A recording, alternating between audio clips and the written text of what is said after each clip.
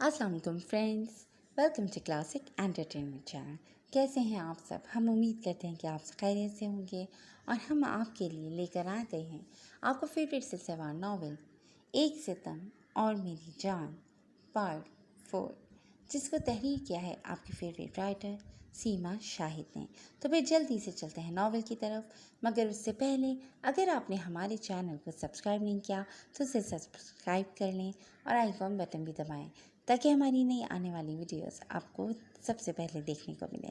तो फिर जल्दी से चलते हैं एक सितम और मेरी जान पार्ट 4 की तरफ। रात गहरी हो चुकी थी। तानिया बिस्तर में लेटी अभी तक सलजोक की स्टेट के शहर में मुब्तला थी। कितने प्यारे प्यारे बच्चे थे जो उसकी तरह अपने माँ बाप से महरूम थे।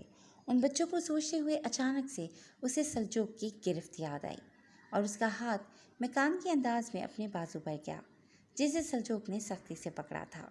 सलजोक की शख्सियत, उसका धूप छाँव जैसा मिजाज, वो उसे अपनी तरफ खींच रहा था।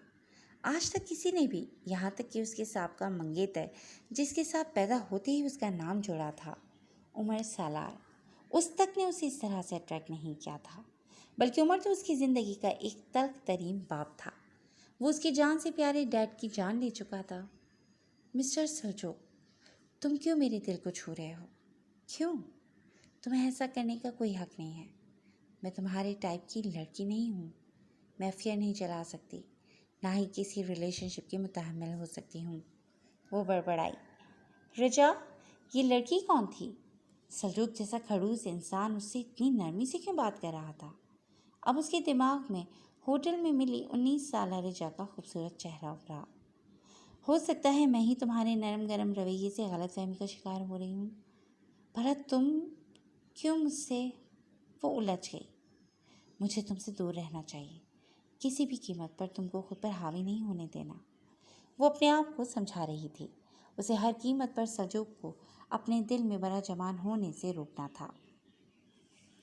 शेल्टर होम के लिए रवाना होने से 1 घंटे पहले उसने सुहेल साहब को फ़ोन करके रिजा को साथ ले जाने से माजरत करना चाहिए थी। सुबह का वक्त था। उन्होंने उसे रिजा की एक्साइटमेंट और तैयारियों का उससे जिक्र करके उसे रिजा का नंबर दिया कि वो खुद उसे मुनासिब अल्फाज में मना कर दे। वो अपनी बेटी का दिल नहीं तोड़ सकते। सलजोक ने रिजा को फ़ोन किया। हेलो मिस रिजा, आप सलजोक हैं? वो तेज़ी से उसे पहचानते हुए उसकी बात करते हुए बोली। यस मिस रिजा, आपको इन्फॉर्म करना था कि मैं आज आपको अपने साथ शेल्टर होम नहीं ले जा सकता। उसने बात की। मगर क्यों? मैं तो रेडी हूँ। आपको पता है मुझसे सुबह उठा नहीं जाता, लेकिन आपके साथ लॉन्ग ड्राइव पर जाने की खुशी में मैं रात भर सोई ही नहीं, और अब आप ऐन वक्त पर मना कर रहे हैं। ये फेयर नहीं है, वो रूठे हुए लहजे में बोली। आपको शेल्टर होम जाना था या लॉन्ग ड्राइव? सलजोक ने संजीदगी से पूछा। मुझे तो बस आपके साथ जाना था। सच बताएं, क्या आप वाकई नहीं जा रहे? वो तेज़ी से बोली। वेल मिस रजा, मैं उधर काम से जा रहा हूँ। पूरा दिन बहुत मसरूफ़ गुजरेगा और आप बोर होंगी। उधर आपके लिए कोई एक्टिविटी नहीं है, उससे समझाया। ठीक है, फिर आप वादा करें, वहाँ से वापस आकर आप मुझे आइसक्रीम खिलाने ले जाएंगे, वरना मुझे भी साथ लेकर चलें।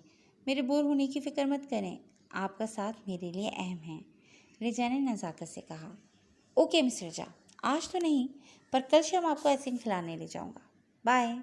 उसे जान छोड़ाते हुए बात ख़त्म करके उसकी सुने बगैर फ़ोन रख दिया। और अब उसे अपनी कमिटमेंट पूरी करनी थी, रिजा को आइसक्रीम खिलाने की, जो वो कई बार उसे याद करवा चुकी थी। वो कुछ सोचते हुए उठा और रिजा के कमरे में दस्तक देकर दाखिल हुआ। अस्सलाम वालेकुम भाई। वो उसे देखकर हाथ में पकड़ी किताब बंद करके खड़ी हुई। क्या हो रहा है? उसने बेड पर बिखरी किताबें देखकर पूछा।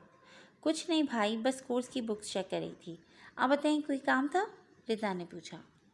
बाहर जा रहा था, सोचा तुम्हें भी ले चलूं। हर वक्त शिकायत करती रहती हो, सरजोग ने वजाहत दी। सच्ची? हम बाहर जा रहे हैं? वो पुरजोश हुई। हाँ, एक फ्रेंड को आइसक्रीम खिलाने ले जा रहा हूँ, तुम भी चलो, कंपनी रहेगी। सलजोक ने उसी की खुशी देखते हुए जवाब दिया। भाई, आपकी फ्रेंड के साथ? वो हैरान हुई कि उनकी फैमिली में लड़कियों को अलग रखा जाता था। रिजा नाम है उस ज़बरदस्ती की फ्रेंड का। आप 15 मिनट में तैयार होकर नहीं जाओ। वो उसे हुक्म देते हुए बाहर चला गया। रिदा जल्दी से दरवाज़ा बंद करके अपने ड्रेसिंग रूम की तरफ बढ़ी। खाने पीने की वो वैसे ही बहुत शौकीन थी।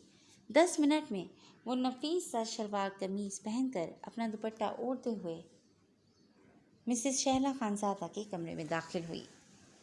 मम्मा, मैं भाई के साथ बाहर जा रही हूँ, उसने इतला दी। शैला खानजादा ने घड़ी में वक्त देखा। शाम के 4 बजने वाले थे। फिर अपनी साहबजादी को देखा। सलजोक या जोहान, किसके साथ और किधर जा रही हो? उन्होंने सवाल किया। सलजोक भाई के साथ आइसक्रीम खाने जा रही हूँ, वो खुशी से दमकते चेहरे के साथ बोली। हद है लड़की, कल उसकी फ़्लाइट है और बजाय भाई की पैकिंग में मदद करने के तुम उसे लेकर बाहर जा रही हो। उन्होंने उसे डांटा। वो उसके चटखानों से अच्छी तरह वाकिफ़ थीं। अभी भी उन्हें लगा कि शायद वो जिद करके सलजोक को बाहर ले जा रही है। मम्मा, मैं नहीं ले जा रही, मुझे तो भाई ने इनवाइट किया है। वो अपनी फ्रेंड रिजा को आइसक्रीम खिलाने ले जा रहे हैं और मुझे साथ चलने का कहा है। रिदा ने अपनी सफाई दी। सलजोक किसी लड़की को आइसक्रीम खिलाने ले जा रहा है, ये कैसे हो सकता है? वो तो इन खराबात से दूर भागता है। वो हैरान हुई। मैं भी हैरान हुई थी, पर सोचा चलकर भाई की उस दोस्त रिजा को भी देख लूँगी। आइसक्रीम के साथ साथ रिदा ने कहा। रिजा, ये कहीं वो अपने सोहेल भाई की बेटी तो नहीं? शहला खानजादा ने पूछा। आई डोंट नो मामा, रिदा ने लाइनमी का इजहार किया। ठीक है, तुम जाओ, और रिजा से तो तुम कई बार मिली हुई हो। अगर ये वही हुई तो अच्छी बात है। बाबा साईं भी खुश होंगे कि वो सलजोक के लिए उसे फाइनल कर चुके हैं। उन्होंने इजाज़त दी। बट मम्मा, सलजोक भाई के साथ तो तानिया जी सूट करती हैं। आप तो उधर रिश्ता करवा नहीं थी, अब ये रिचा बीच में कैसे आ गई? रिदा उलझी। ये तुम बच्चों की समझ में आने वाली बातें नहीं हैं। तुम जाओ, सलजोक वेट कर रहा होगा। उन्होंने रिदा को चलता किया। अब वो उसे क्या बताती कि तानिया ने इनकार करवा दिया था। सफ़ेद टखनों से ऊंची कैपरी पैंट और पिंक टॉप में अपने शहद रंग बालों को कर्ल्स लगाकर सेट करने के बाद खुद पर परफ्यूम छिड़क कर वो बाहर निकली। मुलाजमा उसे सलजोक के आने की इत्तला दे चुकी थी। करीमन, लाउंज खाली देखकर उसने मुलाजमा को आवाज़ लगाई। जी बीबी जय, वो तेज़ी से दौड़ती हुई आई। मेरे मेहमान किधर हैं? बीबी जी, वो साहब तो बाहर गाड़ी में बैठे हैं, उन्होंने अंदर आने से मना कर दिया था। करीमन ने जल्दी से कहा। पहले बताना था। वो करीमन को घूरती हुई तेज़ी से बाहर निकली। सामने ही जदीद मॉडल की ब्लैक मर्सिडीज़ खड़ी हुई थी। उसे पास आते देखकर एक बावर्दी ड्राइवर ने उतरकर उसे सलाम किया और पीछे का दरवाज़ा खोला। हेलो, सॉरी आपको वेट करना पड़ा। वो तेज़ी से बोलती हुई अंदर बैठी तो रिदा को देखकर चौंक गई। सलजोक फ्रंट सीट पर था और रिदा पीछे बैठी हुई थी। कोई बात नहीं, अब जल्दी करो यार, देर हो रही है, रिदा ने मुस्कुराते हुए कहा। रिचा खामोशी से सलजोक की पुश्त को देखते हुए सीट बेल्ट बांध कर बैठ गई। कुछ ही देर बाद वो क्लिफ्टन के एक मशहूर आइसक्रीम पार्लर के फैमिली कैबिन में मौजूद थे। मिस रिचा, आप क्या लेंगी? वेटर को रिदा की पसंद का फ्लेवर ऑर्डर करके सलजोक ने रिचा को मुखातिब किया। कुछ भी मंगवा दें, वो संजीदगी से बोली। उसे इस तरह रिदा के साथ आना अच्छा नहीं लगा था। वेल लेडीज़, आप अपनी अपनी आइसक्रीम एंजॉय करें, मैं आधे घंटे में आपको पिक करता हूँ, सलजोक ने संजीदगी से कहा और उठ गया। सलजोक, यह आपने अच्छा नहीं किया, रिचा ने शिकवा किया। मिस रिचा, आपने कहा आपको आइसक्रीम खानी है, मैंने अरेंज कर दी, इससे ज़्यादा कि आपको मुझसे तवक्को नहीं करनी चाहिए। वो अपने ऐसी अबखड़ लहजे में बोला। मैंने आपके साथ खाने की फरमाइश की थी, बस मैं और आप, रिचा ने तेज़ी से कहा। रिदा बेटे, आप इनको कंपनी दो, मैं थोड़ी देर तक आता हूँ। वो उसे नज़रअंदाज करते हुए रिदा को हिदायत देता हुआ उधर से निकल गया। रिजा, तुम्हारा मेरे भाई के साथ प्रोग्राम सेट था और तुमने मुझे बताया तक नहीं। सलजोक की जाते ही रिदा ने उसे मुखातिब किया। वो दोनों एक ही सर्कल से थीं, एक दूसरे को अच्छी तरह से जानती थीं। बिना बताए ही तुम लटक कर साथ आ गई, इसीलिए तो वो हमें अकेला छोड़ गया, वरना हम दोनों इतना एंजॉय करते। रिजा ने उसे घूरा। हाँ, तो मेरा भाई है, उसे कैसे मैं उसे अकेला छोड़ देती? रिदा ने टूटी फ्रूटी का चमचा भरा। कम से कम कोई ढंग का लिबास तो पहनकर आना था। उफ, कमीज शलवार सो ओल्ड फैशन। रिजा ने अपनी सारी जलन उस पर निकाली। मेरे बाबा साईं कहते हैं लिबास शख्सियत का आईनादार होता है और एक मुस्लिम लड़की मुकम्मल लिबास में ही जचती है, जो नामहरमों को दावत नज़ारा नहीं देती। रिदा ने उसके स्लीवलेस टॉप पर चोट की। ओल्ड फैशन, रिचा ने मुंह बनाया। दोनों लड़कियों को छोड़कर सलजोक ने ड्राइवर को कुछ खाने के पैसे देकर आधे घंटे तक के लिए रवाना किया और खुद ड्राइविंग सीट पर बैठकर करीब ही मौजूद मिस सईद के घर की तरफ रवाना हुआ। घर के बाहर पहुंचकर उसने तानिया को फ़ोन किया। यस, तानिया की आवाज़ फ़ोन की दूसरी तरफ गूंजी। मिस सईद, मैं बाहर हूँ, दरवाज़ा खोलिए। उसने अपनी बात कहते ही फ़ोन रख दिया।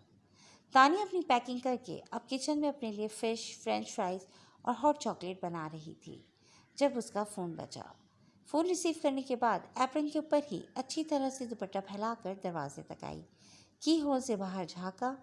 हल्की नीली हाफ स्लीव टी शर्ट और जीन्स में सलजोक फ़ोन हाथ में लिए खड़ा था। तानिया की नज़रों में एक लम्हे के लिए सताई सी उतरी। फिर उसने गहरा सांस लेते हुए दरवाज़ा खोला। जी मिस्टर सलजोक, आप इस वक्त बिना बताए खैरियत? उसने संजीदगी से सवाल किया। मिस सईद, ना सलाम ना दुआ, आपके यहाँ मेहमान नवाजी का कोई सीन नहीं होता क्या? सलजोक ने गहरी नज़रों से उसे देखा। ट्राउज़र के ऊपर लंबी कमीज़ और एप्रन के ऊपर लंबा सा दुपट्टा ओढ़े ऊंची पोनी से निकलती बालों की लटें उसके सुर्ख सफ़ेद चेहरे को चूम रही थीं। वो उसे इस घरेलू हुलिये में अपनायत का एहसास दिला रही थी। गुड इवनिंग सर, कहिए कैसे आना हुआ आपका? तानिया ने संजीदगी से प्रोफेशनल अंदाज में अपना सवाल दोहराया। मिस सईद, ये आपका ट्रैवल टिकट और डॉक्यूमेंट्स। उसने जेब से लिफाफा निकाला ही था कि घर के अंदर से तेज़ जलने की बू और धुआं सा उठता नजर आया। ओ गॉड! तानिया तेज़ी से उसे वहीं दरवाजे पर छोड़कर किचन की जानिब भागी। वो फिश फ्राई करते हुए चूल्हा बंद किए बगैर उधर आ गई थी। किचन में दाखिल होते ही उसके हलक से चीख निकली। सलजोक तानिया के जाने के बाद लिफाफा वापस जेब में रखकर उसके घर का दरवाज़ा पूरा खुला छोड़कर अंदर दाखिल हुआ। सामने ही इटालियन तर्ज पर बना ओपन किचन था जहाँ से धुआं निकल रहा था। अभी वो इस सिमत बड़ा ही था कि उसे तानिया की चीख सुनाई दी। वो तेज़ी से किचन में दाखिल हुआ। सामने ही चूल्हे पर मौजूद कढ़ाई का तेल आग पकड़ चुका था और तानिया बीबी बजाय चूल्हा बंद करने के एक कोने पर खड़ी चीखें मारने का फरीज़ा अंजाम दे रही थी। उसने तहस्सुफ से तानिया को देखा और आगे बढ़कर पहले चूल्हा बंद किया, फिर उस आग निकलती कढ़ाई को एहतियात से ढक्कन से बंद करके उठाकर घर से बाहर ले गया। कढ़ाई को बाहर बुझाकर वहीं फेंक कर वो वापस अंदर आया जहाँ तानिया दरवाजे पर ही उसका इंतजार कर रही थी। आप ठीक हैं? आपका हाथ तो नहीं जला? उसने फिक्रमंदी से उसके हाथों की तरफ देखते हुए पूछा। मैं ठीक हूँ, आप बताएं, आप ठीक हैं? इतना डर क्यों गई थी आप? ऐसी सिचुएशन में तो आपको अपने हवास कायम रखने चाहिए थे, ना कि सब छोड़ छाड़ कर खड़े होकर चीखना शुरू कर दिया। अगर मैं नहीं आता तो आपने तो सारा घर जला देना था, और इस सब में अगर आपको कुछ हो जाता तो? वो ठीक ठाक उस पर खफा हो रहा था। मैं डर गई थी, मुझे आग से डर लगता है, वो आहिस्ते से बोली। आप कर क्या नहीं थी? सरजोत ने सवाल किया। मैं डिनर बना रही थी, तानिया ने वजाहत दी। डिनर? इस वक्त? सरजोक ने घड़ी में वक्त देखा। शाम के 5:15 बज रहे थे। वो यकीनन सुबह से भूखी थी जो इस वक्त किचन में घुसी थी। मिस सईद, आप एक समझदार लड़की हैं, मुझे आपसे इतनी गैर जिम्मेदारी की उम्मीद नहीं थी। वो तासुर से उसे देखते हुए फ़ोन उठाकर एक कोने में चला गया। आप काफ़ी देर से मुझे लेक्चर दिए चले जा रहे हैं। मैं हरगिज़ भी गैर जिम्मेदार नहीं हूँ। सारी गलती आपकी है। आप बिना बताए आए, मैं परेशान हो गई और चूल्हा बंद किए बगैर दरवाज़ा खोलने आ गई। फिर आप फजूल में बहस करने लगे, जिसकी वजह से मेरा पूरा डिनर जल गया और किचन भी जलते जलते बचा। वो वापस मुड़ा तो तानिया उसे देखकर शुरू हो गई। सरजोक का दिया गैर जिम्मेदारी का ताना उसे बहुत बुरा लगा था। मिस सईद, मैं एक बहुत अच्छी कंपनी छोड़कर आपके पास आया हूँ। चाय नहीं बुलाएंगी? सलजोक ने मुस्कुराते हुए कहा। मैंने तो आपको नहीं बुलाया, और मिस्टर सलजोक खानज़ादा साहब, मैं हर किसी को चाय पिलाना अफोर्ड नहीं कर सकती। आप प्लीज़ काम की बात करें, तानिया ने संजीदगी से कहा। गुड मिस सईद, हर किसी को चाय पिलाना भी नहीं चाहिए। वेल, ये आपका टिकट है और कल शाम ठीक 7 बजे आपको मेरा ड्राइवर पिक कर लेगा। अब हम एयरपोर्ट पर मिलेंगे। उसने लिफाफा निकालकर सामने मेज़ पर रखा, फिर तानिया की साइड से गुजरकर किचन में दाखिल हुआ। सारा किचन अच्छी तरह से चेक करके वो बाहर आया। आपके किचन का चूल्हा सब सेफ है। अब आपको किचन में जाने की कोई ज़रूरत नहीं है। आराम करें, कल एक लंबा सफ़र करना है। मुझे आप फ्रेश चाहिए। वो घड़ी में वक्त देखते हुए उसे खुदाफिज कहता हुआ बाहर निकलकर अपनी गाड़ी में बैठ गया। वो दरवाज़ा बंद करने आगे आई तो वो उसके घर की तरफ नजरें जमाए गाड़ी में बैठा हुआ था। तानिया ने हैरत से उसे देखा। आखिर वो जा क्यों नहीं रहा था? वो दरवाज़ा बंद करके पलट कर अंदर चली गई। अब उसका अपना दिल भी किचन में जाकर कुछ पकाने का नहीं हो रहा था। उसने सुबह से कुछ नहीं खाया पिया था। कमज़ोरी अलग महसूस हो रही थी। वो कैबिनेट तक आई और बिस्किट का पैकेट निकाला ही था कि दरवाज़ा बजा। खड़ूस दोबारा आ गया। वो बड़बड़ाते हुए दरवाजे तक आई। दरवाज़ा खोला तो एक मशहूर रेस्टोरेंट का डिलीवरी बॉय खड़ा था और सामने ही गाड़ी में सलजोत बैठा हुआ था। मैम, आपका ऑर्डर। उसने बैग तानिया की सिर में बढ़ाया। मैंने कोई ऑर्डर नहीं किया, आप गलत पते पर आ गए हैं। उसने लेने से इनकार किया। मैम, ये एड्रेस आपका है? उसने फर एड्रेस दोहराया। जी, ये मेरा है, लेकिन ये फूड आपका है। शायद आपके हस्बैंड ने ऑर्डर किया है। उसकी पेमेंट भी हो चुकी है। वो बैग उसके सामने रख कर चला गया। तानिया ने बैग उठाकर गाड़ी में बैठे सलजोक को घूरा, जो डिलीवरी बॉय के जाते ही गाड़ी स्टार्ट करके रिवर्स कर चुका था। इससे पहले तानिया उसे आवाज़ दी थी, वो वहाँ से निकल चुका था। वो यकीनन उसे एक अजनबी से डिलीवरी रिसीव करने के लिए अकेला नहीं छोड़ना चाहता था, इसीलिए अभी तक रुका हुआ था। वो खामोशी से बैग उठाकर दरवाज़ा लॉक करके घर के अंदर चली गई। मैम, सर आपका गाड़ी में वेट कर रहे हैं। ड्राइवर ने आकर रिदा को मुखातिब किया। चलो रिजा, भाई बुला रहे हैं। रिदा ने रिजा को उठने का इशारा किया और खुद भी खड़ी हो गई। रिदा, क्या वाकई तुम्हारे भाई ने फ़ौरन से पढ़ा है? रिजा ने साथ चलते हुए सवाल किया। क्यों? रिदा ने पूछा। देखो ना, उसे खूबसूरत लड़कियों से कैसे पेश आते हैं। उसको ज़रा भी मैनर्स नहीं है। मुझे इनवाइट करके ऐसे ही किसी ऐरी गैरी के साथ बिठाकर खुद गायब हो गए। मुझे तो अब शक सा हो रहा है, कहीं वो। रिजा ने आंख दबाकर तंज किया। शट अप रिजा, मेरा भाई ऐसा नहीं है। उसे लड़कियों की इज्जत करनी आती है, और वैसे भी लड़की को खुद भी पहले इज्जत करवाने वाला बनना चाहिए। सिंपल सा रूल है। आप खुद को ऐसा बनाएं कि सब दिल से खुद आपकी इज्जत करने पर मजबूर हो जाएं। रिता ने उसकी तबीयत साफ की और बाहर निकली। गाड़ी सामने ही पार्क थी। दोनों लड़कियों का मूड बेहद ज़्यादा ख़राब था, जो सलजोक भाग चुका था। खामोशी से रिजा को उसके घर ड्रॉप करके उसने शोफर को छुट्टी देकर टैक्सी का किराया दिया और खुद ड्राइविंग सीट पर बैठकर रिदा को आगे आने का इशारा किया। भाई, अगर आपने इस बदतमीज रिजा से शादी की तो मैं आपसे कभी भी नहीं बात करूंगी। रिदा ने बैठते ही फूले हुए मुंह से कहा। मैं क्यों उससे शादी करूंगा? तुम्हारे दिमाग तो ठीक है, सलजोक ने उसे डांटा। मम्मा कह रही थी बाबा साईं इस चालाकू मासी को आपके लिए फाइनल कर चुके हैं। आप कान खोल कर सुन लें, मुझे ये लड़की नहीं पसंद। अगर आपको शादी करनी ही है तो तानिया जी से करें, जहाँ मम्मा ने आपकी बात चलाई थी। रिता ने उसे वार्न किया। लेकिन सलजोक के दिमाग की सुई तो बाबा साईं पर अटक गई थी। रिदा, मुझे तफसील से एक एक बात बताओ। वो संजीदगी से गाड़ी रोक कर उसकी तरफ मुतवज्जा हुआ। तानिया ने किचन में मौजूद राउंड टेबल पर डिलीवरी वाला थैला रखकर पैक फूड निकाला। चाइनीज़ फ्राइज़, चिकन शाशी के साथ साथ फ़िश फ्राई, फ्रेंच फ्राइज़ और साथ में कोल्ड कॉफ़ी का केन भी था। उसने तमाम चीज़ें मेज़ पर रखीं और पलट कर कैबिनेट से प्लेट और फोर्क निकाल कर कुर्सी घसीट कर बैठ गई। इस वक्त उसे बहुत भूख लगी हुई थी। फजूल की अना के चक्कर में खाने से मुंह मोड़ना मुनासिब नहीं था। उसने प्लेट में थोड़े से चावल और फिश डाली, फिर कुछ सोच कर अपना सेलफोन उठाया, कॉन्टैक्ट में नंबर सर्च किया और मैसेज टाइप करने लगी। Thanks for ordering food. यह आपका मुझ पर उधार रहा, जिससे वक्त आने पर मैं भी आपको कुछ खिलाकर पूरा कर दूंगी। शुक्रिया, मिस सईद। उसने मैसेज सेंड किया और आराम से खाना खाने में मसरूफ़ हो गई। खानज़ादा हाउस पहुंचकर वो रिदा को उसके कमरे में जाने का इशारा करके लंबे लंबे कदम उठाता हुआ बाबा साईं के कमरे की तरफ बढ़ा। दरवाजे पर हल्की सी दस्तक देते हुए वो अंदर दाखिल हुआ। सामने ही बाबाकार से बाबा साईं आराम कुर्सी पर हाथ में किताब लिए बैठे हुए थे। सलजोक को अंदर आता देखकर उन्होंने ऐनक उतार कर साइड पर मौजूद मेज़ पर रखी और किताब बंद करके सलजोक को देखते हुए उसके सलाम का जवाब दिया। बाबा साईं, मुझे आपसे एक ज़रूरी बात करनी है। वो संजीदगी से गोया हुआ। बैठो। उन्होंने सामने पड़े सोफे पर उसे बैठने का इशारा किया। कैसे आना हुआ? इस वक्त तो तुम जिम में होते हो। उन्होंने घड़ी में वक्त देखा। शाम के 7 बज रहे थे। बाबा साईं, मैं कल टोरंटो जा रहा हूँ।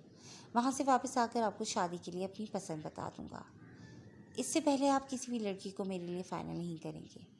वो सीधा अपनी बात पर आया। सरजोक, तुम्हारी अब शादी की उम्र हो चुकी है और मैं जीते जी तुम्हारी शादी होते देखना चाहता हूँ।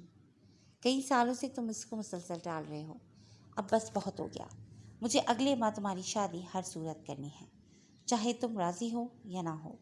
वो खफगी से बोले। बाबा साईं, मैं इतनी जल्दी खुद को पाबंद नहीं करना चाहता। मेरे नज़दीक शादी एक बार ही होती है। ये जिंदगी भर का सौदा है जो ठोक बजा कर करना चाहिए।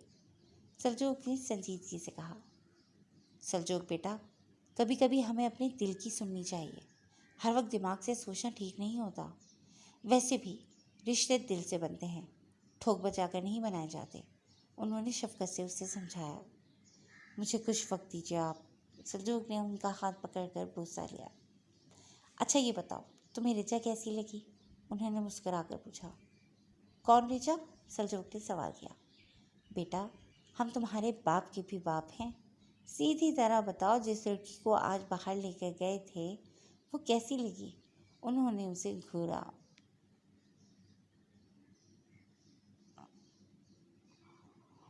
आपको किसे बताया कि मैं किसी लड़की को बाहर लेकर गया था? सरजोक ने संजीदगी से पूछा। सुहेल अब्बास का फ़ोन आया था कि तुम उसकी बेटी रिजा को लेकर बाहर जा रहे हो। वो खुश था कि इस तरह तुम दोनों को एक दूसरे को समझने का मौका मिलेगा। उसने तो रिश्ते की बात भी की है। जाहिर है हमारे पोते से कौन रिश्ता नहीं जोड़ना चाहेगा। बाबा साईं खुश दिली से बोले। बाबा साईं, मैं रिजा में दिलचस्पी नहीं रखता। दिलचस्पी नहीं रखते? तो साईं उसे उसके बाप के घर से लेकर बाहर क्यों गए? बाबा साईं ने उसे घूरा। वो लड़की खुद ही मेरे पीछे पड़ी हुई थी। सरजोक ने उन्हें शुरू से तफसील से सारी बात बताई। संजीदगी से उन्होंने सरजोक की सारी बातें सुनी। बाबा, हम औरत की इज्जत रखने वाले लोग हैं। तुम्हें उस बच्ची तानिया को इस तरह परेशान नहीं करना चाहिए था। हमें ये बात बिल्कुल पसंद नहीं आई। बाबा साईं ने उसे सख्त नज़रों से घूरा। आप उस तानिया की हिमायत कर रहे हैं जिसने मुझे सरजोक खानज़ादा को बिला वजह ठुकराया? उसकी हिमायत? मुझे आपसे ये उम्मीद नहीं थी बाबा साईं। सरजोक ने शिकायती लहजे में कहा। सरजोक खानज़ादा, हमें भी आपसे ये उम्मीद नहीं थी, और आप मानो या ना मानो, मोहब्बत आपके दिल में पंजे गाड़ चुकी है। उन्होंने उसे सरजनिश करते हुए कहा। तो इनकार किस काफिर को है? बस आपकी होने वाली बहू ही सीधी पसली की नहीं है। सरजोक हल्का फुल्का हुआ।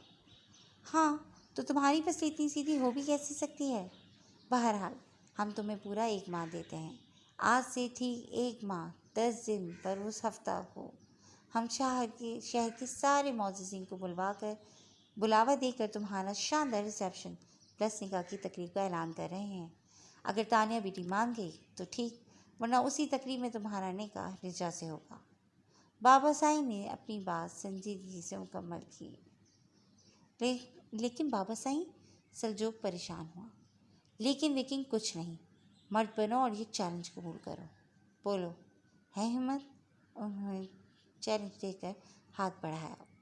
सरजोक ने एक नज़र उनकी चैलेंज देती निगाहों को देखा और फिर आगे बढ़कर उनका फैला हुआ हाथ मजबूती से थाम लिया। मंजूर है। सरजोक ने संजीदगी से चैलेंज कबूल किया। ब्लैक जीन्स पर सफ़ेद फुल स्लीव घुटनों को छूता कुर्ता पहने, गले में स्कार्फ और पैरों में हल्की सी हील वाले जूते पहने वो तैयार थी। बालों की हस्बे मामूल पोनी बनाई हुई थी। उसने पूरे घर की एक खिड़की दरवाज़ा लॉक करके दोबारा चेक किया और अपना सूट और हैंड कैरी उठाकर घर से बाहर निकली। कंधे की साइड पर एक ब्लैक पर्स लटक रहा था जिसमें उसका पासपोर्ट और तमाम ट्रैवल डॉक्यूमेंट्स मौजूद थे। ड्राइवर ने उसे देखते ही अदब से गाड़ी का दरवाज़ा खोला और उसका सामान उठाकर पीछे डिक्की में रखा।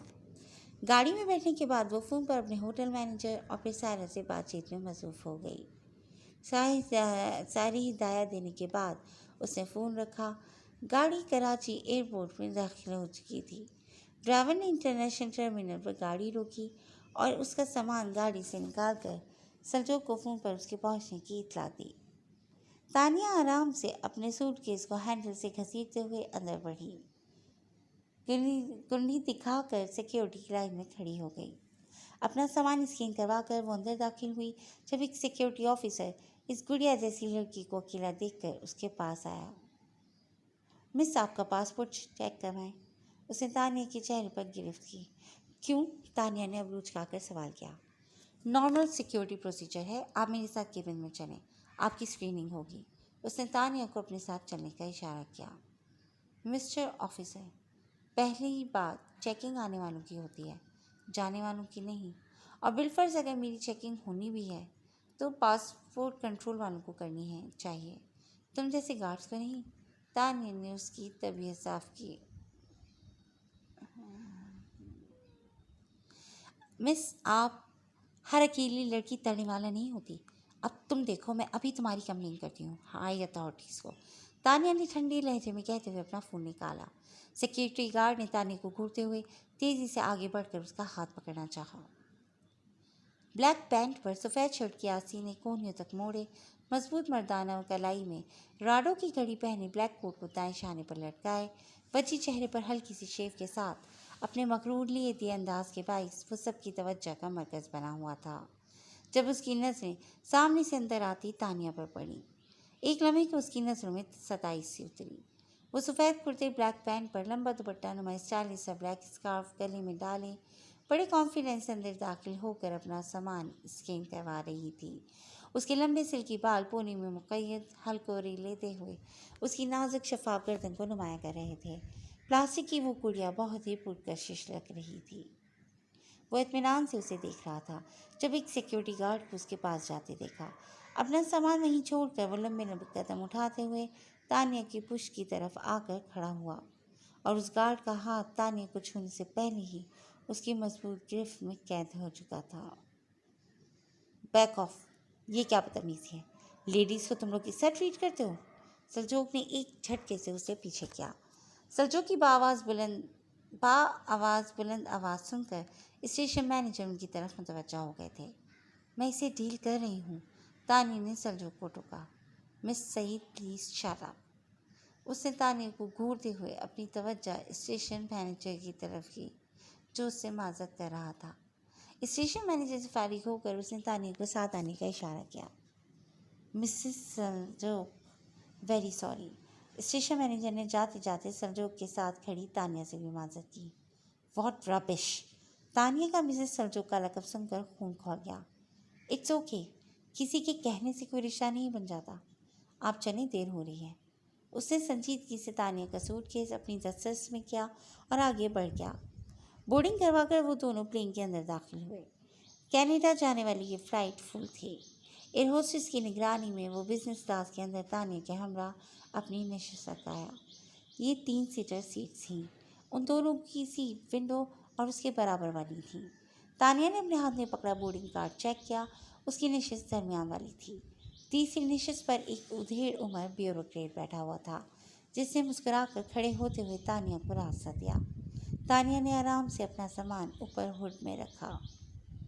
मिस सईद, आप विंडो सीट पर बैठ जाएं, सलजोक ने संजीदगी से कहा। क्यों? आपकी सीट मैं क्यों लूँ? मैं अपनी सीट पर ही बैठना पसंद करूँगी। वो आगे बढ़ी ही थी कि सलजोक ने उसके बाजू पर गिरफ्त करके उसे पीछे घसीटा।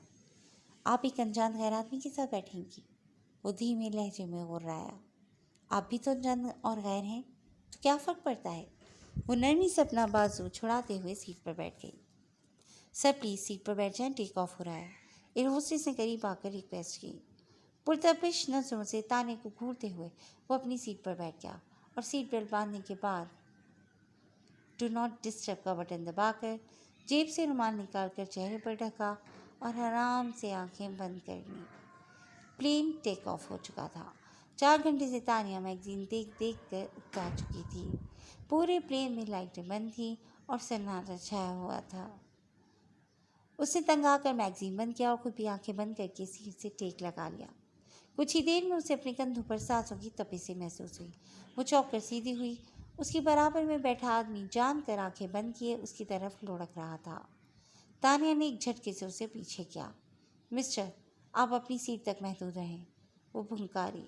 वक्फे से वो आदमी बार बार तानिया के कंधे पर सर रखने की कोशिश कर रहा था। तंग आकर तानिया ने सलजो की तरफ देखा, जो आराम से सीट पीछे किए चेहरे को रुमाल से ढके हुए शायद सो रहा था। वक्त पड़ने पर गधे को पाँव बनाने वाला मुहावरा इस वक्त तानिया को शिद्दत से याद आ रहा था। 18 घंटे की फ्लाइट थी। वो सारा वक्त इस बेरंगीन मिजाज बुढ़े को हरगिज बर्दाश्त नहीं कर सकती थी। मिस्टर खानज़ादा, तानिया ने हल्के से सलजोक को आवाज़ दी। मिस्टर सलजोक खानज़ादा, बात सुने। उससे टस से मस ना होते देखकर उसने दांत पीसते हुए उसे दोबारा मुखातिब किया। कोई काम है तो मुझे बताओ स्वीटहार्ट, मैं कर देता हूँ। उस बेचारे को क्यों जगा रही हो? मैं हूँ ना। बराबर में बैठे बूढ़े शख्स ने ताने की आवाज़ सुनकर फौरन उसकी जानिब झुकते हुए दांत निकोसते हुए प्यार से ऑफर की। वो इन नीच लोगों में से था जो अपनी उम्र रसीदगी की आड़ में अपने मजमूम मकासद पूरे करने की कोशिश करते थे। दूर हटो वरना, तानिया ने जब से मुट्ठी भेजकर उस बूढ़े शख्स को खबरदार किया।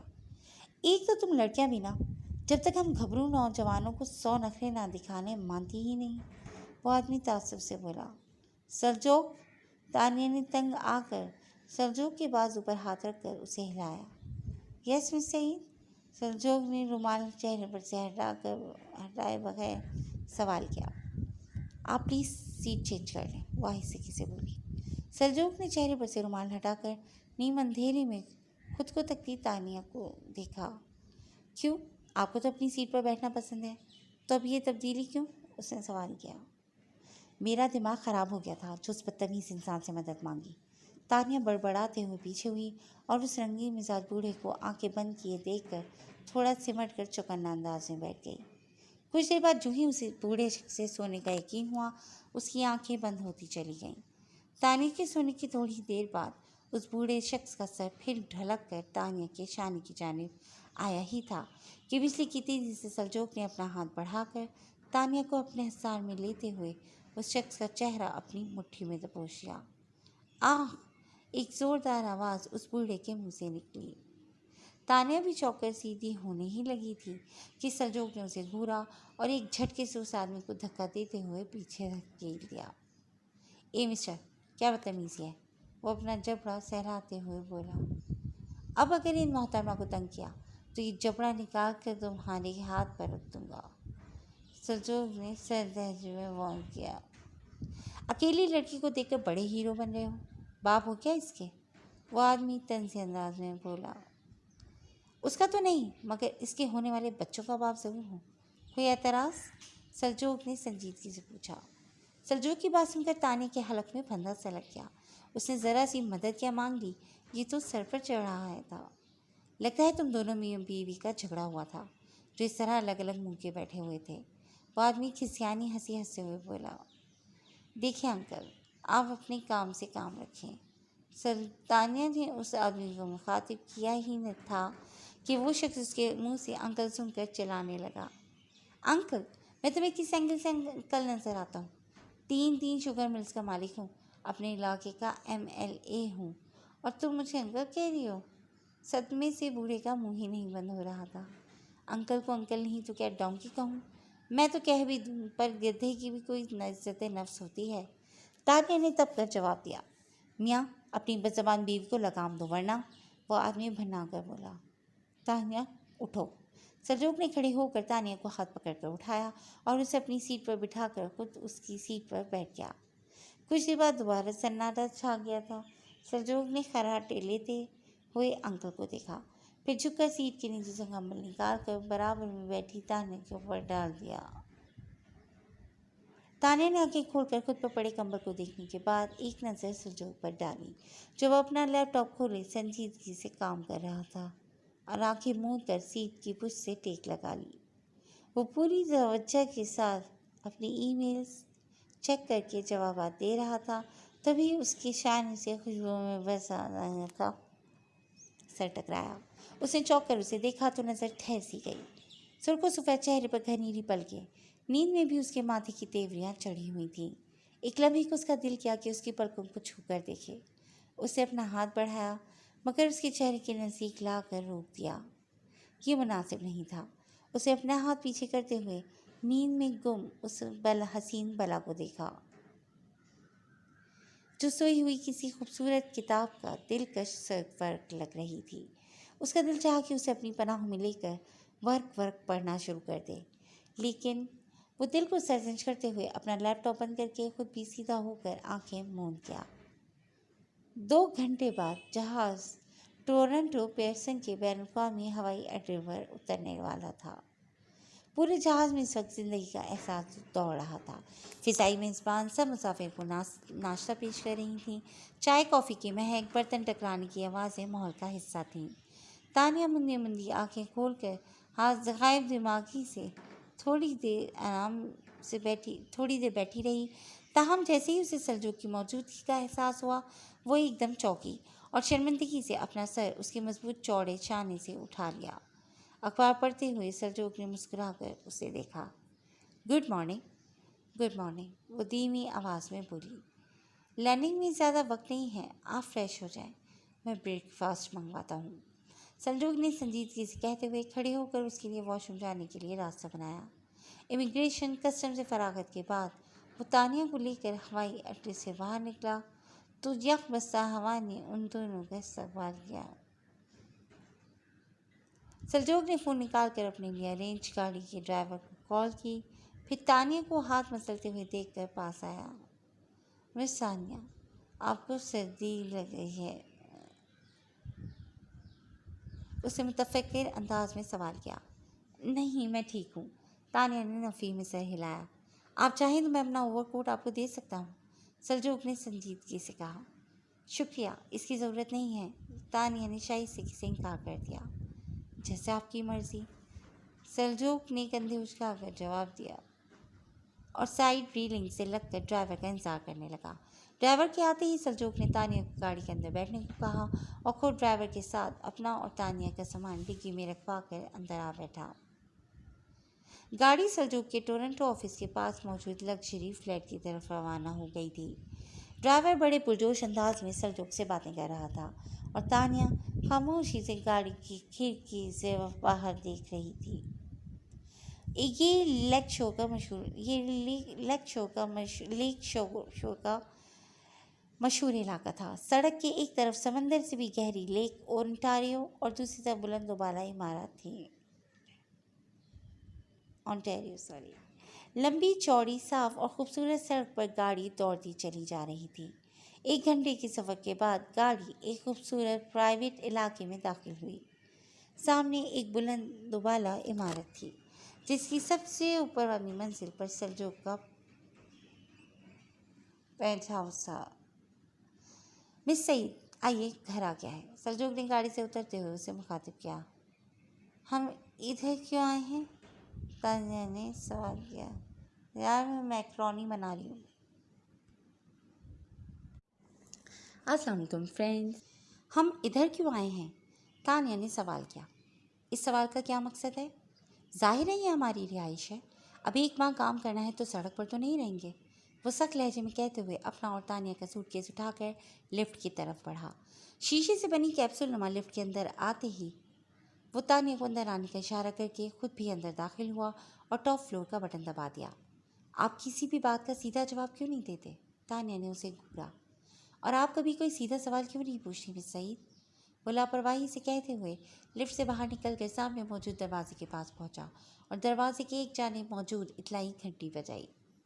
तभी तकरीबन 30 साल सफ़ेद फार्म ब्लॉन्ड बालों वाली दिलकश लड़की ने दरवाज़ा खोला। वेलकम होम सर, उसने मुस्कुराकर उसका इस्तकबाल किया। थैंक्स लौरा।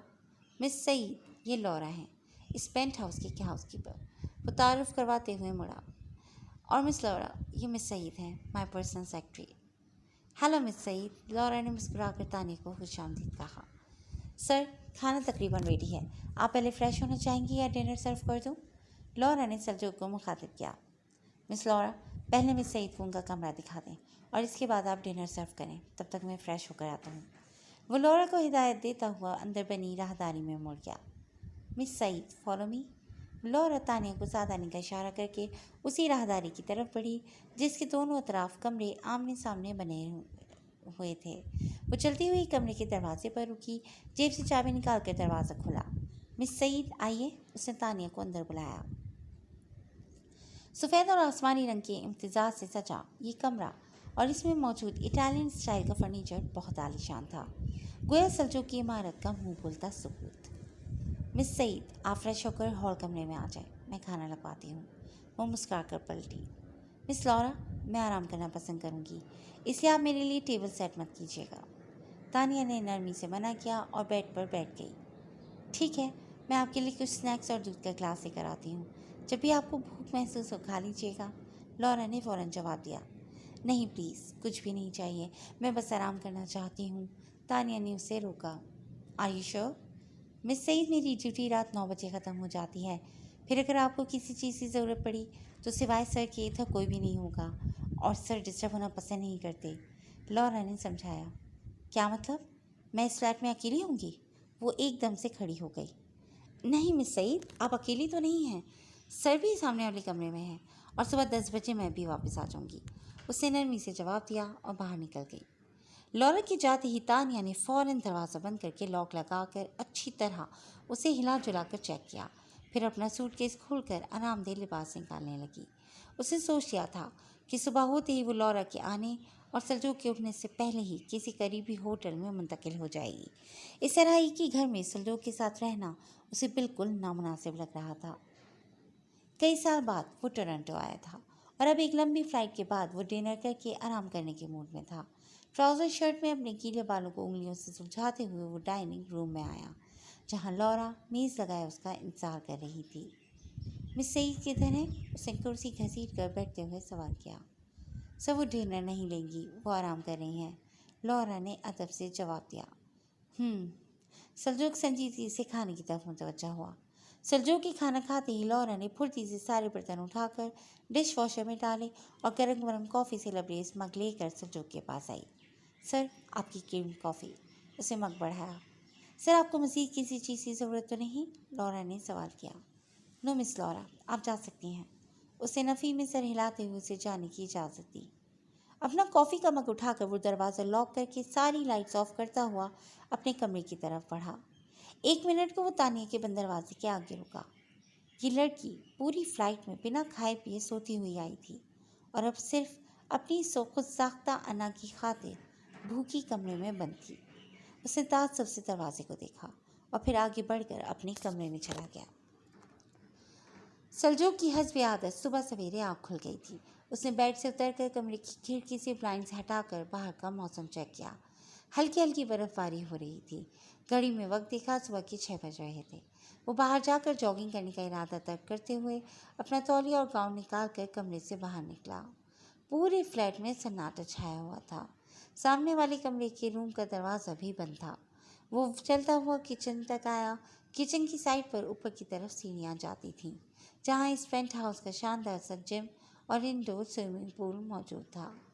काफ़ी देर एक्सरसाइज करने के बाद अपने सेल फोन में आधे घंटे का अलार्म लगाकर पूल की साइड पर रखा और ख़ुद वो पूल में तैराकी करने लगा।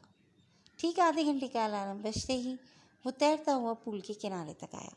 बाहर निकलकर तौलिए से बाल साफ करके तौलिए कंधों पर फैलाते हुए अपना गाउन पहना और सेल फोन उठाते हुए नीचे की तरफ बढ़ा।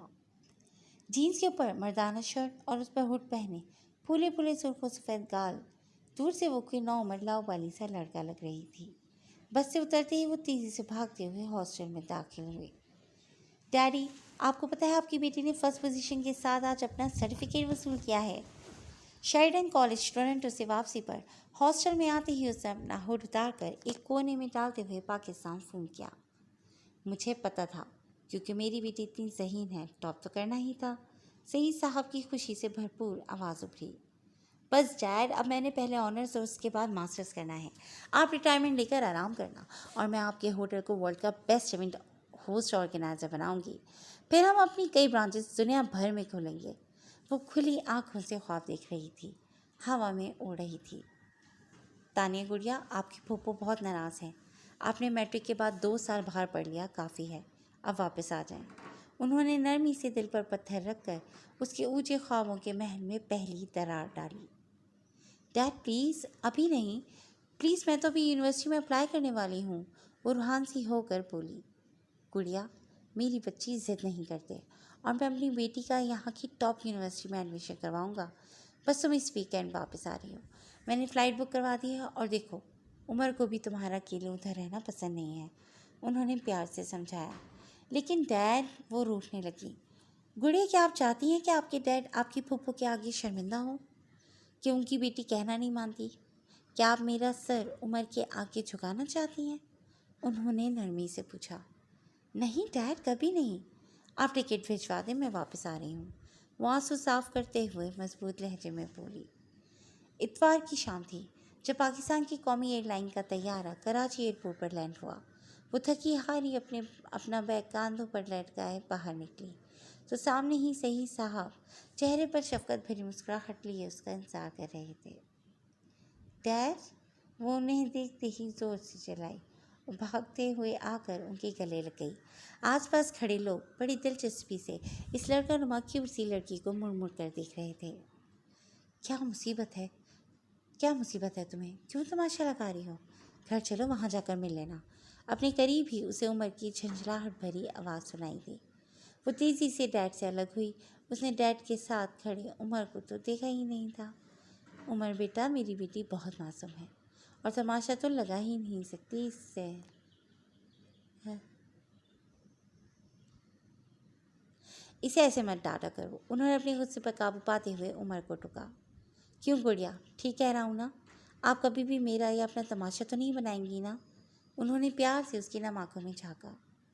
नहीं डैड, आपकी तानिया आपका कभी भी तमाशा नहीं बनाएगी, कभी भी नहीं। देखते ही देखते चारों तरफ धुआं ही धुआं फैल गया। इतना कहर था कि हाथ को हाथ सुझाई नहीं दे रहा था। डैड, वो चिल्लाई, मगर अब वहाँ कुछ नहीं था, वहाँ कुछ भी नहीं था। डैड, उसके लबों से सरगोशी में निकला और वो जाग गई। उसका चेहरा पसीने से शराबोर था। उसने चारों जानिब गर्दन घुमाकर देखा। अगर उसका जहन बिल्कुल किसी स्लेट मानंद था, खाली था। वो अनजान नज़रों से कमरे को देख रही थी। जब उसका जहन बेदार होना शुरू हुआ तो उसे याद आया कि वो एक बार फिर टोरंटो में थी, वो भी सलजोग खानज़ादा के फ्लैट में। उसने सेल फोन उठाया और टाइम देखते ही चौंक गई। सुबह के 7 बज रहे थे। उसे तो यहाँ से निकलना था। वो जल्दी से कंफर्टर हटाते हुए उठी। वक्त कम था, वो तैयार होने चली गई। यहाँ के मौसम के मुताबिक गर्म कपड़े पहनकर उसने अपना सूटकेस बंद किया। कमरे को उसकी साबका हालत में लाते वो अपना सूटकेस लिए कमरे से बाहर निकली। एक चोर ने का सलजोग के कमरे पर डाली। बंद दरवाज़ा देखकर वो रिलैक्स हुई और अपना सूटकेस एहतियात से घसीटते हुए मेन दरवाजे तक पहुंची और हैंडल पर हाथ रखा। सलजोग गोल सीढ़ियाँ उतरकर नीचे की तरफ आ ही रहा था जब उसे सूटकेस घसीटते हुए मेन दरवाजे की तरफ आती हुई तानिया नजर आई। जीन्स के ऊपर हाई नेक स्वेटर और लंबा फ्रेंच स्टाइल कोट पहने वो अपने सामान के साथ तैयार थी। इससे पहले वो दरवाज़ा खोलकर बाहर निकलती, सलजोग ने संजीदगी से उसे पुकारा। मिस सईद, तानिया ने चौंक कर आवाज़ देने वाले की सिमत देखा। आप इस वक्त किसकी इजाज़त से और कहाँ जा रही हैं? वो गाउन की डोरी बंद करते हुए उसके पास आया। तानिया ने एक नज़र उस पर डालकर अपनी नज़रें फेरी थीं। माथे पर बिखरे हुए भीगे बाल, बाद गाउन पहने हुए वो अलग ही लग रहा था। जवाब दीजिए मिस सईद, उसने सख्ती से पूछा। मैं होटल शिफ्ट हो रही हूँ। तानिया ने संजीदगी से रुख मोड़े ही उसे जवाब दिया। क्यों? उसने अबरू उचका कर पूछा। क्योंकि इस तरह एक अपार्टमेंट में आपके साथ रहना मुझे मुनासिब नहीं लगता। तानिया ने दो टोक बात करना मुनासिब समझा। मिस सईद, आपको अच्छी तरह पता था कि आप मेरे साथ काम करने आ रही हैं। रिहाइश कंपनी की तरफ से होगी तो अब आपको क्या इशू है? उसने संजीदगी से सवाल किया। मिस्टर सलजोग खानज़ादा साहब, आपने मुझे ये नहीं बताया था कि हम एक अपार्टमेंट में ठहरेंगे। होटल होता तो कोई बात भी थी, या इस घर में कोई और लोग भी होते तो सेंस बनता था। तानिया ने साफ साफ बात की। आपको मेरे साथ अकेले रहने पर एतराज़ है? सलजोग ने संजीदगी से सवाल किया। जी बिल्कुल, तानिया ने फ़ौरन जवाब दिया। इसके अलावा मज़ीद कोई प्रॉब्लम? सलजोग ने पूछा। फ़िलवक्त तो यही प्रॉब्लम है, तानिया ने स्ट्रेट फॉरवर्ड अंदाज में जवाब दिया। ओके, आप अपना सामान वापस कमरे में रख कर आएँ। आपको ये प्रॉब्लम मैं आज ही हल कर दूंगा। उसने सूट केस की तरफ इशारा किया। आप पहले मुझे हल बताएं, तानिया ने संजीदगी से कहा। आज से लौरा यहीं आपके साथ वाले रूम में रहेगी, अंडरस्टैंड? अब जाएं, ये सामान रखकर जल्दी से मेरे लिए ब्रेकफास्ट रेडी करें। वो हुक्मिया अंदाज से बोलते हुए आगे बढ़कर उसका सूटकेस रास्ते से हटाते हुए बोला, मैं आपका नाश्ता क्यों बनाऊं? सॉरी बट मैं आपके लिए इंटीरियर डिज़ाइनिंग का काम करने के लिए हायर हुई हूँ, आपकी पर्सनल सेक्रेटरी नहीं हूँ मैं। उसने कल रात की बात क्लियर की। मिस सईद, 10 मिनट में नाश्ता रेडी करें। वो इसे इग्नोर करते हुए अपने कमरे में चला गया। तानिया ने गुस्से से उसे अंदर जाते हुए देखा। वो खुद भी 24 घंटे से भूखी थी। आज बना रही हूँ कि मुझे खुद भी भूख लगी है, कल से हरगिज़ भी नहीं बनाऊंगी। वो प्लान करती हुई अपना कोट उतार कर दरवाजे के नज़दीक हुक पर टांगते हुए किचन में आ गई। फ्रिज से ठंडा दूध निकालकर 2 गिलास में भरकर मेज़ पर रखा। फिर कैबिनेट में से ढूंढ कर सीरियल का डब्बा निकाल कर सीरियल प्यालों में निकाल कर चम्मच के साथ मेज़ पर रखकर वापस फ्रिज तक आई और अंदर से सुर्ख सेब निकाल कर अच्छी तरह से धोकर काशें काट कर फोर्क के साथ रखकर आराम से बैठकर नाश्ता करने में मसरूफ़ हो गई। ब्लैक पेंट कोट में टाई लगाए, नफासत से बाल बनाए, वो अपना ब्रीफ केस उठाए मेज़ पर आया, जहाँ तानिया इत्मीनान से दूध का ग्लास नोश फरमा रही थी। कुर्सी घसीट कर बैठते हुए उसने मेज़ पर नजर दौड़ाई। बाउल में निकला हुआ सीरियल, प्लेट में कटे हुए सेब और एक गिलास भरा हुआ दूध। मिस सईद, नाश्ता लाएं, उसने तानिया को मुखातिब किया। सर, ये आपके सामने रखा हुआ तो है। उसने अपना ग्लास रखकर नैपकिन से मुंह साफ किया। कॉफ़ी किधर है और अंडा पराठा वगैरह किधर है? उसने नाकदाना अंदाज में मेज़ को देखते हुए सवाल किया। मुझे ऐसा ही ब्रेकफास्ट बनाना आता है, आपको मज़ीद कुछ और चाहिए तो जहमत करें और ख़ुद बना लें। वो आराम से उसको तपाने की भरपूर कोशिश कर रही थी। ओके मिस सईद, अब जब तक आप मुझे ढंग का ब्रेकफास्ट करवाने में कामयाब नहीं होती हैं, तब तक मेरा ब्रेकफास्ट रोज़ आप बनाया करेंगी। वो बड़े आराम से उसका वार उसी पर उलटते हुए बोला। ये मेरी जॉब नहीं है। तानिया ने कुर्सी खिसका कर खड़े होते हुए साफ इनकार किया। सलजोक ने संजीदगी से तानिया के तेवर देखे और खड़ा होकर माथे पर तेवरी चढ़ाए तानिया की तरफ बढ़ा। मिस सईद, मैं और मेरा खाना पीना सब कुछ आपकी जिम्मेदारी है। बेहतर यह है कि अब आप अपनी जिम्मेदारियों को समझना शुरू करें। दोनों बाजुओं से तानिया को पकड़ते हुए उसकी आंखों में झांकते हुए वो सर्द लहजे में बोला, मैं ऐसा कुछ नहीं करने वाली। तानिया ने एक झटके से खुद को छुड़वाया। ना करें, कोई ज़बरदस्ती नहीं है। बस जब तक आप ऐसा नहीं करती तब तक आप इस पेंट हाउस से बाहर नहीं निकलेंगी, चाहे इसमें 10 साल ही क्यों ना लग जाएं। अब आप आराम से स्लोया के आने का वेट करें। मैं ऑफिस चलता हूँ। वो उसे रास्ते से हटाते हुए मेन दरवाजे पर पहुँच कर रुका। आप 1 साल तक कानूनी तौर पर मेरे साथ बाउंड हैं और आपका पासपोर्ट और तमाम डॉक्यूमेंट्स मेरे पास हैं। इसलिए मिस सईद, अपना माइंड सेट करना शुरू करें, वरना मुझसे शिकायत मत कीजिएगा। वो बात मुकम्मल करके बाहर निकल गया। तानिया ने सुबह सुबह ही उसका दिमाग घुमा कर रख दिया था। वो जितना उससे नरमी बरतना चाहता था, इतना ही वो उसे मजबूर कर देती थी सख्ती करने के लिए। जी फ्रेंड्स, आज के लिए बस